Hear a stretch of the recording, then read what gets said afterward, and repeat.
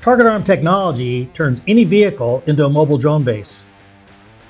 Our current suite contains Ralar 1, or R1, for launch and recovery of 1 to 2 drones, while Ralar 2, or R2, attaches to magazines with up to 10 drones each. Ilar, our autonomous NDAA-compliant drone, and Maestro, a mission controller that runs all launch and recovery systems.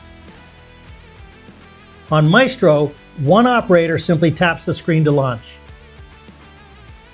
And it doesn't matter whether the vehicle is moving or stopped. Drone recovery by its nature is difficult, but Maestro does all the hard work for you. Press and hold the button to end a mission. The drone recovers autonomously, allowing you to reuse it again. And the drone flies back without any other operator interaction, autonomously, even for battery depletion. Every aspect is managed by Maestro, so all you have to do is monitor. Anyone can now use drones anytime from any moving platform. Target Arm makes using drones simple.